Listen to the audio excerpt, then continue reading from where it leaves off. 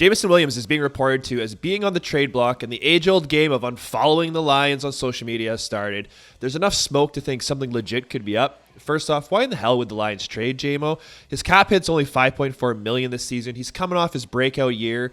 You just lost Ben Johnson, and losing another piece could seriously stall one of the league's best offenses from the past few years. Perhaps they're being proactive and they want to trade him while he's more valuable due to the cap hit, because his fifth-year option will grow to $15.5 million. If they can recoup some value now and then redeploy that in the draft and improve another area of need, maybe that's what they want to do.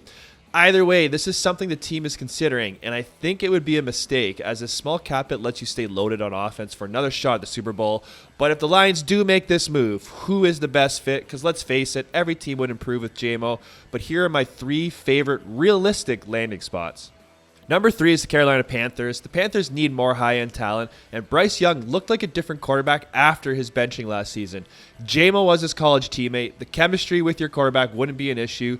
Jamo's the only receiver with a 1,000-plus yard season and fewer than 60 receptions. He averaged a ridiculous 17.3 yards per reception last season.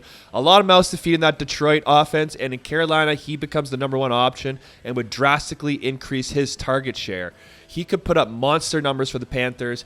Carolina had the 8th overall pick in the draft, which is probably too rich for the trade, so maybe some combo of their second-round pick and some other ones could get it done. If Bryce Young is your guy, you need to give him the weapons. This will make your quarterback very happy.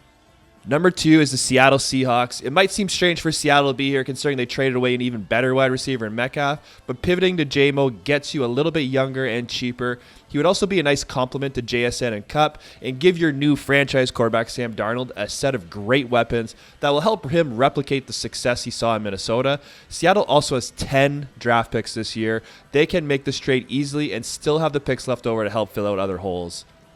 And the number 1 spot by far is the Buffalo Bills. Josh Allen has done everything for Bills Mafia, and time to get that man some legit help. This move kind of reminds me of when they went out and got Diggs from Minnesota. Buffalo does not have a star receiver. Shakir's nice. Jury's still out on Coleman. Kincaid's fine, but there's no legit stud. I'm not throwing shade at Kincaid or Coleman. They could still develop into special players. It's just not at this exact moment.